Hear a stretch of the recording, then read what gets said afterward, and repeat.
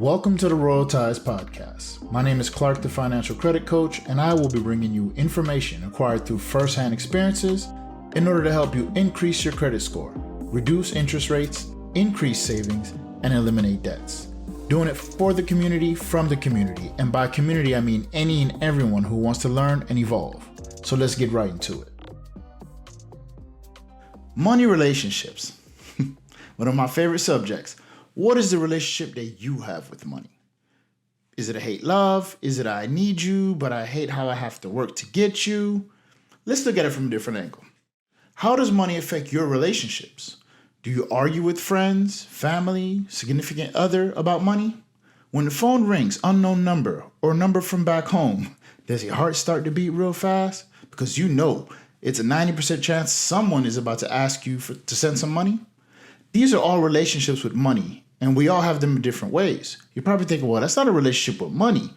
It is, because money is connected to people. And the more you have, the more people will get connected to you. Trust me. So today, I'm going to give you a few pointers on how to create healthy boundaries with anyone in your life when it comes to money. Family. We'll start there. When it comes to family, it's a very taboo subject, money, especially in the Caribbean, African culture. I know some people who have gone into damn near debt, nearing bankruptcy, because they simply don't know how to say no.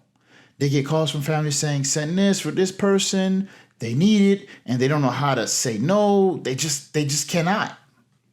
Some of the reason this happens is guilt and manipulation from elders and forcing the kids to have to do what they are asked. And others is some people have talked up their life so much to family that thinks they're rich. They're really not rich. I mean, if you got that new house, new car, and all that nice stuff, you surely can afford to send a few thousand to help your third cousin's girlfriend go back to school, right? The solution to avoid these problems starts with a few steps to conserve your peace. Real simple. Don't talk your business. Who are you trying to impress? Your family will see all they need to see when they come visit. And if they can't or don't come visit when you speak to them, keep it short and simple. Sweet. I'm doing okay, work is good, working hard, and paying bills like always. The less you say, the less they can manipulate. Stop thinking it's your job to save the world. Unless they directly contributed to your success, I'm sorry, you don't owe them anything. My own mother told me this from when I was young. She said, you better do what you better do, huh? And the better you do, the more people are going to want from you. And I'm like, but she's like, me, I don't want anything from you. I want you to be successful. I want you to enjoy your life, take care of your family. And I'm like, oh, okay.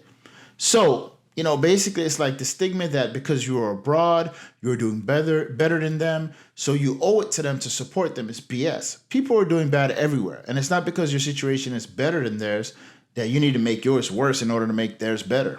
No. Now, this isn't the case in family emergencies, illness, death, whatever, but I'm saying sending hundreds of dollars to people in expensive gifts, designer clothes, things you don't even have, just so that they can shine when they don't do that in their regular life, it's ridiculous. Let's stop it. Friends. This one is very common as well. Hey, man, let me hold this. I got to pay something. I'll give it back to you next week. Next day, they in the club popping bottles, enjoying, partying. Nothing is more offensive than someone who will come to you for a lifeline and use that money for foolishness. Set a healthy boundary. Listen, for the sake of our friendship, I prefer not to lend you money because I expect you to stand on your word. And if you don't, I won't see our friendship the same way. I'm going to hold you accountable as my friend. So if you want to borrow this, make sure you can pay it back. If you want to borrow this, make sure it's for something that you actually need. Don't borrow from me to go live your life. No, save up for that. Borrow from me if it's an absolute emergency and stand on when you're going to give it back. Significant others. You got a partner. You're dating. Men, we know how it is. You take her on some nice dates. You really like this girl. It's been a minute. You put on your best clothes. You take her to the nicest restaurants. You're really trying to impress her. You do that too early on, and it's you always paying. You set that standard. Oh, you think you're going to get into a long-term relationship and then just start taking her to McDonald's all the time? No, sir. You set the standard. So fellas, have conversations. Make it clear from the beginning. Hey, listen, this is what my life is like. When we go out on these nice dates, I save up to get on those dates. I don't just go every week and spend my money. Even though I can, I do not. That's not healthy spending habits. So I want you to understand that me as a man, I'm coming to you being honest and transparent about what my life is like. All to say, the relationship we have with money ourselves helps us understand the way others can affect our relationship with money as well.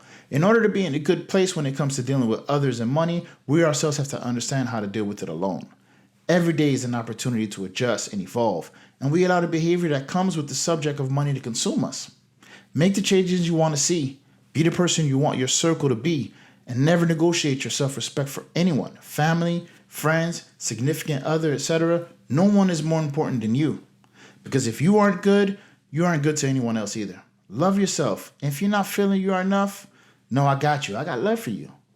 My name is Clark, the Financial Coach. This is another amazing episode of the Royal Ties Podcast. Thank you for tuning in. More to come. See you in 2 weeks. My name is Clark, the Financial Coach, and my motto is simple. Pay attention or pay for lack of attention. Please follow me at Clark, the Financial Coach on Instagram.